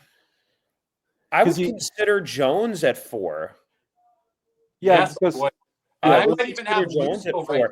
And then you could either do Lundell or Lostarina, and I would give the edge to Lusto at 5, and then Lundell would be right behind them. Yep. And I'll put honorable mention to even Avassi or someone. He wasn't that bad, you guys. Yeah. No. I think honorable mention could include like a Barkov or a Reinhardt. You know who's? I'll have my or honorable Bennett. mention. This guy had a really good series for Tampa. I think Gage Gonsalves deserves an honorable mention. Yep. And because let's give credit to where credit is due. I think Gonsalves deserves one. I think Glendening a bit may get an honorable mention from me too. But it's crazy that Point's not in there, Hedman's not in there. Even when how we're talking about Barkov and Reinhardt, it's surreal. And Hedman, these guys, Forsling, none of these guys are in there. And it's like Barkov and top 5 lists. Like, here's the thing. Here's the best part. Barkov and Reinhardt weren't bad. They were just like this. Yeah. They weren't up. They weren't down. I think Reinhardt was more down than Barkov. A lot of credit for what they did with the top line. That's true. But that's where you get to Seth Jones and all the numbers that were put out there. And this is the first time we're recording. We have 2 Selke Kent nominations for the Selke Trophy. Both Sam Reinhart and Alexander Barkov both nominated for the Selke. Yep. Just what a world we're living in. Yep. And I think our third line, all 3 of them, are good enough to win a Selke. Yeah, I think they're. I think Lundell, Marchand, and even Lusto, I know we'll never get it, but I think, Yeah, Lusto's is not going to have enough ice time to get it unless he's like on a bottom feeder team where he's like top 6 minutes. Yeah. Mm-hmm. But even I then, agree, but I think he's good enough to win one. Yeah. But we did a great job recapping their Louis but now we got to give our new list. Foxa. Oh, the guy that got hurt. What a goal to give up by Hellebuck. The Winnipeg St. Louis game is going on during the time of this recording, so you're getting a lot of reactions here. And we'll hopefully be able to catch the third period before we wrap up here. Appreciate you will. everyone listening in here. But guys, we got to give our top 5 list now for the Florida atrocities. Now, I want to add a caveat here. I haven't seen your guys' list. Cody's going to type it here on the YouTube side. We're going to share it on the audio side as well. Obviously, guys, I'm not going to be as critical here with some of your honorable mention and X factors because there's so many good names in this series. It doesn't have to be a 4th line player or a bottom pairing defenseman. So keep that in mind if you have your list here. But whatever we share here is our final list. Yep. So Nick, do you want to go first this time? I'll let you go first. We won last round, so we got to keep it the same. Oh, come on, Nick. Nick, don't be doing that superstitious stuff because I guess that's what Hellebuck was doing. So that means I'm last. So okay. Well, Cody's helping us type it up here, right? There we go. We'll go. What are we doing? 1 to 5, 5 to 1? 5 to 1. 5 to 1, like last time. Okay. Not an easy list compiling this together. I was having a real tough time, but here goes. At number 5, I'm going to go Anton Lundell. I think not just what he's going to do offensively this series, but defensively. I think that third line is going to be key. And if the Panthers are to win this series in kind of short order, I think that third line is going to continue the way that they did in the end of that first round against Tampa. So my number 5 pick, Anton Lundell. Number 4, we already talked about here on the podcast with Zach, William Nylander. This guy killed us last time we played them in the playoffs. And I agree with Zach. I don't think he was in his top form in that series against Ottawa. He made defensive mistakes. It looked like he was going for a public skate out there. And he was still sniping home pucks. He finished in the series against Ottawa as the top player, guys, there. I just have it in front of me. And I want people to know that this is William Nylander, not Alex Nylander. That's right. Get your lineup cards right. I did say that on the preview show, Cody. A guy that didn't enter my top 5 from last round. I got to put him on there somewhere, but I really had a hard time where to place him here. Because, again, the higher the player is, the more critical. I think I know who it is. I have it typed out ready. We will be on the grade. So our captain, Alexander Barkov.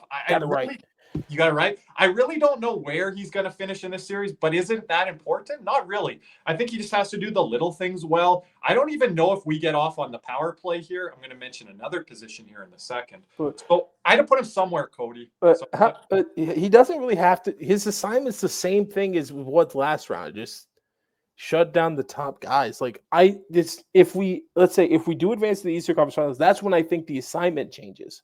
Would you give me a point at number 3 if he played the way that he did in the Tampa series? If it was like point per game, shut down Martin Matthews, yeah. Okay. But again, if he does better than that, you got to grade. But it also depends on what everyone else is doing. Because if there's like another couple guys that are point per game, and then we'll see. I'm going to keep on the Panther trend here. At number 2, he could even be number 1. I was really tossing this in the air. Brad Marchand. He's just a Toronto Leaf killer. I think he's going to be impacting the game in little ways and big moments. I think, guys, how we have to grade this series, we'll see how it goes, but I think we have to grade it on big moments. Not just look at the stat sheet, not just look at a guy that's particularly hot to end the series. We got to look at who's impactful from start to end of the series. Whether you think this is a short series or a long series, I think Brad Marchand is a big, impactful player here against the Leafs. I believe he had 8 points in 7 games played versus the Toronto Maple Leafs as a Boston Bruin last year in the playoffs. So I see big series ahead here for Brad Marchand. Also defensively and just getting in the Leafs kitchen and really fresh. Let me hold on. Let me try and guess your number 1 because I think I know where you're going here. Go ahead. I didn't have him anywhere near my list last series. Didn't even have Never mind. I know who it is. List. I've got, hopefully he's healthy, Nick. I've got Matthew Tkachuk at number 1. Hopefully those minutes conserved are a benefit for Tkachuk here, some of these days off. I think from the first shift of game 1, I would start the Tkachuk line with Bennett and I guess it'll be Erod at this point. First shift of game 1. And do what you did against Toronto last time when you had that line of Cousins, Bennett, and Tkachuk. Dictate play early. Take that crowd out of the game. Matthew Tkachuk loves road series playoff hockey games. So I'm going to go Matthew Tkachuk here at number 1. X factors, Cody, I'll just go over this quickly. I went to the blue line here. Chris Tanev. I knew it. Toronto Maple Leafs and Seth Jones for the Florida Panthers. If this series goes That's not an X factor. No, I'm going to explain. If this series goes well for the Toronto Maple Leafs, I think Chris Tanev even reaches top 5 on this list. Shuts everything down. Talking about goals for, goals assist, Cody and Nick here. Just we're not able to score. Shot blocking, zone exits. That stuff's important in this series, guys. Don't laugh at me.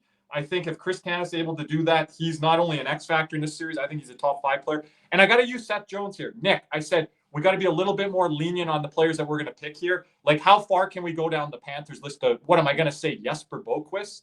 Yeah, you can't go that far. Nico Sturm again? I'd love to say Nate Schmidt again, but I don't think he's going to replicate that series. Seth Jones is going to be key to this series because, again, Nick, he is going to be on that first pairing here to start round 1 because Aaron Ekblad's facing that suspension, right? So, again, was our best defenseman. Quickly, honorable mentions. You guys mentioned him before. I think he's going to end up being a Panther killer in his career. Matthew Nyes. I really wanted to put him in my top 5. X Factor, I thought that was not as fair because of the way that he's been playing higher up the lineup. And then Sam Bennett for honorable mention for the Panthers. Because if it's that second line, that's our best line. I think that's where Reinhart has a little bit of a quieter series here, guys. Lusto, Schmidt, maybe not to the forefront as much as they were in round 1. So again, Matthew Nyes and Sam Bennett, my honorable mentions there. All right. Nicholas Levine. What's he's the top 5? And you're muted, by the way. Oh, by the way, guys, did not mention Thank you goals. for letting me know that. Hold on, Nick. Sorry about that. I didn't mention any goalies. I don't think they're going to play a factor in this other than being awful. And that might be you, Anthony Stolarz. Go ahead, Nick. Really? Okay. Well, thank you, Kirby. So for number 5, I have Sergei Bobrovsky. I think he's actually going to come up very big in this series. I think Toronto's going to get some chances again, whether it be on the power play, but they're a good team. I do think Sergei Bobrovsky, again, was a top 5 player last series. I think the series can kind of play out in terms of game by game, low shot, low event hockey, and Sergei Bobrovsky comes up big when he needs to. I think 5 is an appropriate range. I was on the cusp of top 5 to honorable mentions. There were about 3 or 4 guys I was thinking for honorable mentions. I only had to pick 2, but Sergei Bobrovsky for me at number 5. Number 4, I have William Nylander. He always shows up at this time of the year, and he has showed up against us in the past. He's a hell of a player. I do think, however, our depth and certain other players, especially matchups that we can exploit, Nylander would be the main guy in Toronto, and he's actually the only guy from Toronto I have on this list. But I agree with you, Kirby, at number 4. Number 3, middle of the pack, top 5 player. He's got to shut down the top line. Alexander Barkov. He always is. I thought he was going to have a hell of a series last series. He did not.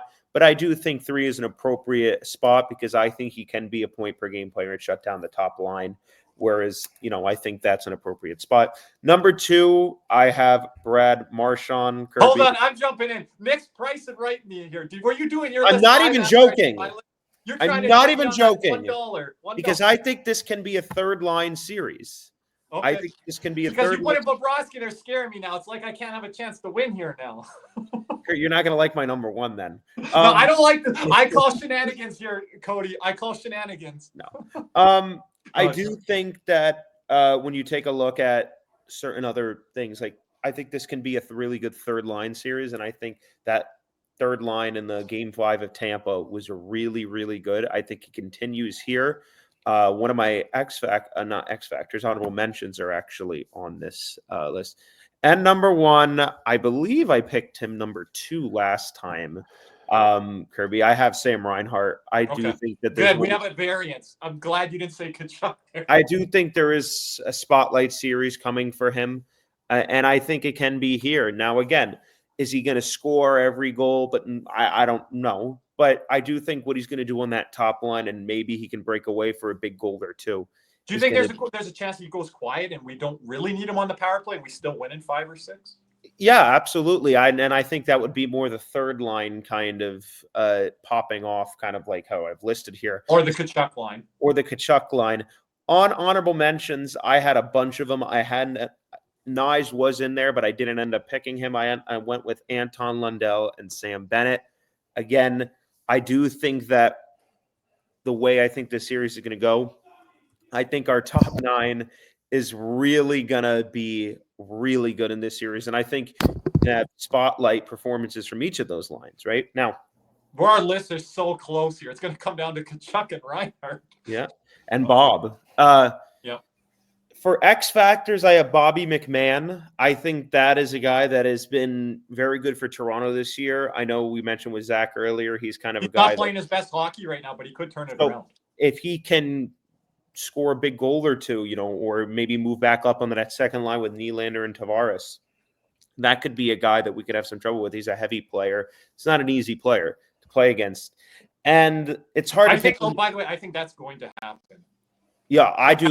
I don't think Pacioretty ends up there. He's not going to be able to keep up. I don't. And for our guy on the X Factor, it's hard to really pick an X Factor because everybody we pick is like, oh, can you really pick him? I am going to end up going with Eetu Luostarinen. I think that, how I envision, I think a third line here. I think Reinhart and Barkov can really shut down an opponent. Maybe Reinhart can have a big game or two where he scores a big overtime goal or something, and that's why I have him number one.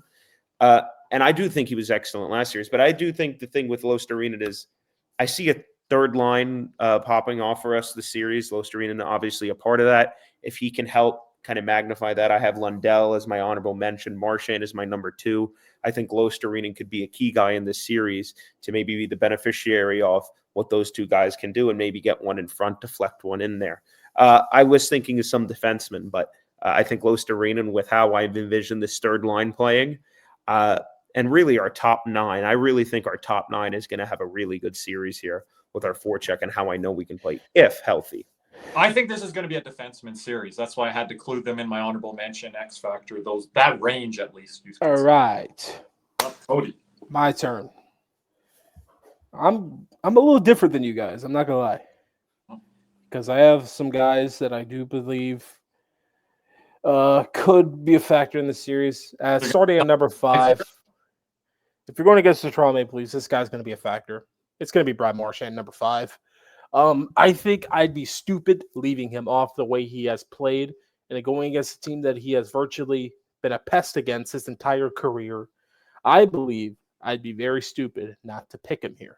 So not as high as, I'll give you a second here because Cody's typing this on our YouTube side. Not as high as me and you, Nick, but It's a pretty smart spot for Cody to put him at number 5. And I think at the number 5 spot, in my personal opinion, I think at the end of the series, we could have number 5 and a bunch of guys hovering right around there that you could argue be put in the top. I think you went safe with Bobrovsky there. We have to really grade that with the curve there, like where he is there. Like he's got to be pretty exceptional for you to get. Okay. If he does, then you don't get a point. Okay. And then next up, I'm going with a Leaf guy here, but it's not the same Leaf guy y'all went with. Okay. I'm going history here. Give me John Tavares. Oh, yeah. Cody talked about him earlier. Because I think if you're going to score against the Panthers, you're going to have to be very smart about where you are on the ice. And not as many in the league are smart in the game of hockey as John Tavares here. I could see him potting maybe 2, maybe 3 goals here in this series. That's just how I feel about it. Flip it. All right. Number 3. Number 3 is a tough spot here for me. Yeah. But, I think if we're going to move on, this guy's going to be a top 5 player. Give me Seth Jones. I almost picked him. That's a good pick. Big points to Cody here, and going to kind of snake our thunder here, especially when I have him as an X factor. If he's really dominant in this series, Cody, then you could trend towards that potentially top 3. Power play 1 quarterback, 22 plus minutes a night. 25, almost 26. But Ekblad's coming back after game 1. Hopefully he doesn't get suspended again. But so we need a Seth Jones clap bomb from the point. We need him shutting things down and really good metrics-wise, you'd say. We need him playing as good defensively as he did round 1 and an extra goal. Yeah. Like an impactful goal, Cody. Yeah, like a big, 2 goals and assist in the like a game winner, like he had last round. Yeah. Yep. Okay, that's fine. But if he's shutting down the other team as well, I expect. And he has to be the best, undoubtedly, defenseman in this series for you to have him at 3 there. Okay, that's fine. But this is because. But I feel like he can be that. Yeah. Bold pick. I like it. So we got Cody's 5, 4, and 3. We're waiting on his number 2 and 1 here. I'm thinking Panthers. It's going to be Panther, and I'm doubling down. Oh, I think I know what this is. Give me Carter Verhaeghe. Oh, gosh. Oh, yes. That's not at all what I thought. I love this list by Cody. We got Seth Jones. Because what did we say earlier? If we are going to beat Stolars consistently, we have to beat them where? Upstairs. And who's a better shooter on this team? When everyone's hot, who's a better shooter on this team than Carter Verhaeghe? Well, I'll put Reinhardt up there, but Verhaeghe 1A or at the top. But from distance, Verhaeghe all day. Give me that. And at number 1. And Verhaeghe has to score some big goals to get that. Hey, that's fine. I didn't get the point last round, but I like it, Cody. Alexander Barkov. There we go. Yeah. Now, what type of series is he going to have here, Cody, versus what we just saw with Tampa? Because this series is going to have a lot more spotlight on these top two lines here. And that is why I think the third line can shine in this series. But I also believe Barkov has the ability to dominate and take over this series. If Barkov's number one in this series, Cody, is this a sweep? It's close to 5. If Bobrovsky's number one, I think it's a sweep.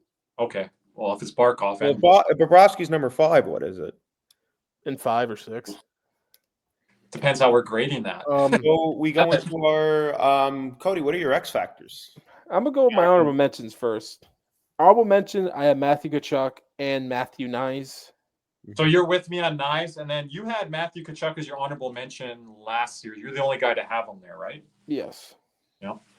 And X factors for Toronto, I am going with Scott Laughton. Okay. Because I do believe that the Leafs are going to gain momentum in the series. It's going to be from that fourth line here. And but they're calling that fourth line their fourth line, but then it's their third It's really line. their third line. But then Lawrence is playing third line. I don't love that optically. But And then that fourth line, Holmberg. I'm not a big Holmberg guy. Look, I'm calling it what Zach, my guy Zach just told me. It's the fourth line and maybe the third, but that tells me that Scott Laughton going to get ice time. Okay. So, and Scott Laughton, I believe, is a part of their penalty kill. At least he should be. He is. And I do believe he could have an impact in the series because the Panthers, I still think of them regular season. I still got to take them for what they are. They are susceptible to shorthanded chances. Okay, so you had honorable mention Nyes and Tkachuk, X Factor Scott Laughton, and then who's your X Factor for Florida? My X Factor for Florida, this guy isn't currently in the lineup, but I think he will insert himself. I'm going Mackie Samoskevich. Oh, Cody, I love Cody. You went the most bold here. I got to give you some credit off the top. Hey, listen, as long as you, I was going with that, but I don't know if he's playing. Hey, I don't know if he is either. But here's the thing: when we were playing versus Toronto, Mackie Samoskevich created a lot of chances off the rush versus that Toronto defense, and those games were definitely like playoff games. Were played like playoff games. They were very tight checking, very slow. But Mackie was able to create stuff off the rush.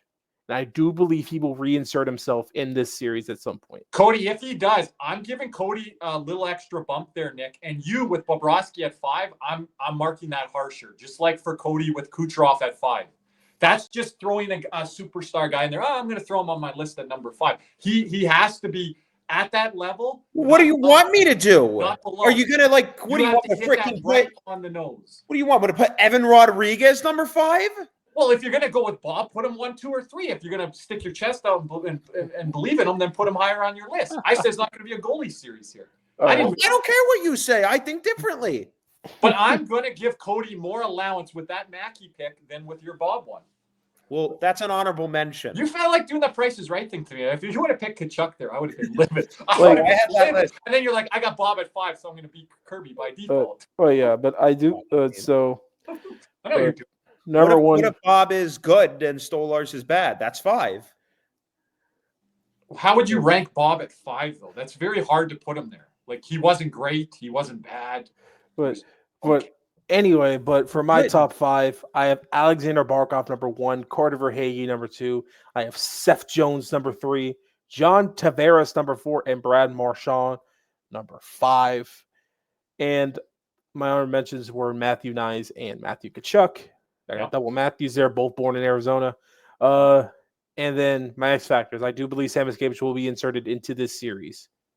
So, and Nick, me and you are walking away with this pretty easily, or Cody's taking us down here for a second time. Well, Cody's win in the first round. It's either we're going to have a really good round or Cody's going to make us look like fools. So stay tuned. If Cody hits on this, man, wow. Well, that's Samoskevich. I hit on what the Edmonton Oilers versus LA script was. Listen, I hope Cody's right. I hope we're all. I don't give a damn if I'm right. I care if we win. So. But no, that'd be great if Cody hits this out of the park. So anyway, we're gonna go with our predictions now. We all picked Panthers in 6. Last time it was Panthers in 5. But I think Kirby and Nick are the same. Kirby, go ahead. Yeah, well, me and Nick talked about a bit, so we'll give Cody a little bit more runway here. I said on our Spaces post-game show, make sure to check it out over there on the Twitter X side. Panthers in 5. I can see it going 6 if Anthony Stolar steals a game. Do I see him stealing a game? Not really, but is it possible? Sure. But I'm going to go Panthers in 5.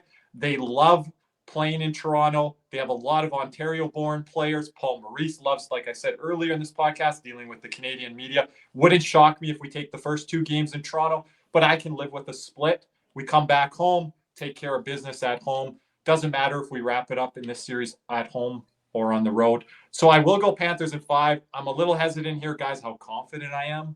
Yeah. So it doesn't always go Because great. the last time you were this damn confident, we lost the Stanley Cup in 5. Pretty much. But Well, I was that's confident giving when we me played. pause. That But was then the again, last- you were confident against Boston last year as well. But I was confident against Edmonton. I said 5, and it was very close, guys. I said Panthers in 5 last year. But Cody is right. If you want to rank confidence level meter, it's probably haven't been this confident since the Vegas Stanley Cup final right. series. And then going back, I think Nick is the same as you. Panthers in 5 as well. So I'm like on like I mean, All it's right, like, fall off the damn fence, Humpty Dumpty. Pick a damn but side. I'm going to go Panthers in 5. I'm going to go Panthers in 5. I think we can get the Stolars, and Okay. I think that's where the separation really lies. And I think our depth. I think if we play our game again, our forecheck going full head of steam, all 3 lines rolling how I anticipate. I the think defense playing cleaner hockey this round. Yeah, and I think we have another gear. I think we got better as the Tampa series went on, and I think that continues here. That's why I'm picking Panthers in 5. Okay. But I can see it. I agree with Kirby. It wouldn't shock me if it goes 6. This is very tight. Now, the Leafs could steal a game, I said, with Stolars, or maybe on the power play, Cody, where they go 3 for 5. And But I'm Bob has not off banking game. that into my 5, but it can happen. Okay, for me, I'm Panthers in 6. Because I do believe there's going to be a game where the Leafs depth guys Okay. get off. And I do think What, that even Lawrence and stuff? more like Domi, McMahon, maybe Yarncroke Potts one, maybe Lawton Potts one. But and I do think there's also a game where and I also got to conclude like OEL into that. A guy that I nearly put my X factor for Toronto, I nearly put Morgan Riley as my X factor. You guys didn't mention this name on this whole podcast, and I don't even know if Zach did. Simone Benoit. We did on our preview show, though, Nick. But I think Benoit, we can get to him. But the thing is with this series, and it's the whole narrative right here, because it's what the Panthers have done the last 2 seasons. It's the core 4 versus the Panthers. This is what it's dubbed as. And I do not believe that the core 4 have figured out a way to get through a tight checking game and make an impact in that. I really don't.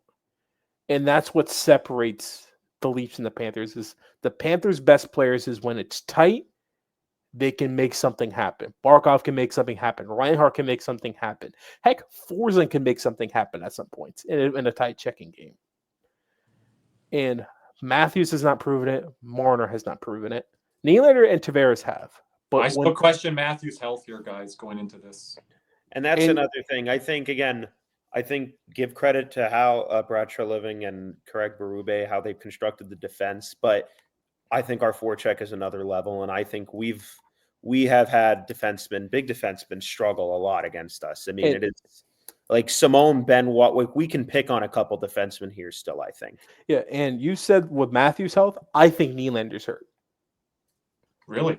Because the way he was Here's playing, the thing: if you take away Marner on the top line and Matthews is hurt, Well, that's why you have to go at Marner / Matthews early. Matthews in front of the net, Marner wherever he has the puck. if you want to take a cross-checking penalty early in the series, go ahead, set the tone. And I say play within the lines. I know Tkachuk took that penalty on Kucherov in Game 1, but I do think that set a tone. The interference call that led to the charging call that led to the Gensel power play goal in Game 1. Well, there was another play where Tkachuk was heavy on Kucherov on the board battle, and then he was trying to get in there with the board battle, and Tkachuk just came in and kind of ran at him. But That's the play I'm talking about. That set a tone. No, the one that he got the penalty for was at the neutral zone. Oh, I'm okay. talking about the one that was in our defensive zone, I think. Tkachuk just in there and let him feel one. But anyway. But I'll just say this, Kucherov, when I was watching at the arena, he was hunched down almost every shift after when he's getting off the ice. We're making his life miserable. And that's what we have to do here. We got to do that to the core four, and there's certain ones there that we can. And listen, and those guys can get mad to the point where they take their ball and go home. Yeah. Because Kucherov does it by himself, but the core four, we've seen it last year. Because I do believe 16 has a bit of that in him, because now with that contract year, he could say bye-bye and go get his money, because I think that's what he's trying to get. Yeah. And he's still going to get paid. Oh, no matter what. Get paid. He's already put up a first-round performance, 7 points? Yeah. 7-8 points. That's good enough for him. The Four Nations. Yep, and the almost with 100-point season, he's fine. He could just say, "Get me through the end of this series, and I'm going to go out west." That's why you got to make it tough on him, though. You can't just expect that to happen. You have to make it tough on him. Don't go off of what past accolades we have. Do it now in the present, and make them tap out. We're doing a really good job of staying consistent and committed.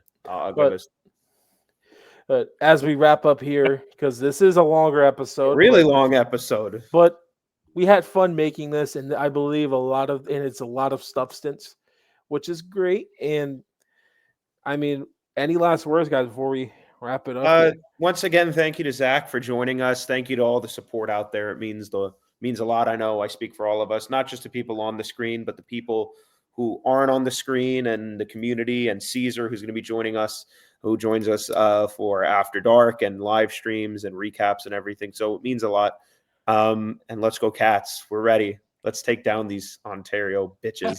I'm pumped up being up here in Canada, getting all the media, and I'm just blessed to have another playoff round with our Florida Panthers here. Just speaking for myself, guys, I was counting earlier off air. I think this is the 10th time I've done one of these series previews and our top 5 lists with this community and my past community. So I'm just blessed to be like double-digit playoff series here doing something like this. So let's just live in the now and like not take anything for granted. We're still reigning and defending champions, and let's see if we can get through another round here and continue to advance, Cody. Yep. Like I said, I'm just living in the moment here, just loving every second of this. And this is going to be an interesting series, because I do believe this is once again, I don't think much pressure's on the Panthers this series. I really don't. I think all the pressure's on the other side. On individuals, on perhaps even some presidents of hockey operations, Kirby. Yep. I don't know about that, but Mr. Brennan, I know. But we'll see. But Kirby's most happy he gets his Sportnet broadcast back. We have to deal with ESPN and TNT. If you're listening to this, turn off that freaking mute. Let me hear the crowd noise. Let me hear the crowd noise. And with all due respect, your number one announcers, you have your number one announcers as your number two. And I'd rather hear the crowd noise than your. Are you guys finally with me on Bob Wischusen? Bob Wischusen and Brendan Burke should be solid. TNT and ESPNs. So that should be it. No competition.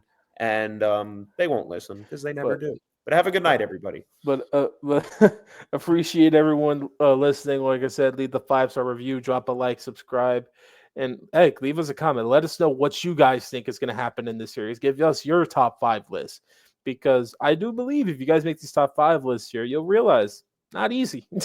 No, it's not. Not easy at all. And they will get tougher as the rounds go on. And as we sign off here for Kirby, Nick, and as always, let's go Cats. What's up, Cats and Rats fans? If you enjoyed that video, be sure to hit the like and subscribe button before you head out. If you're listening to us on Apple and Spotify, make sure you leave us a 5-star review. And just like always, let's go Cats.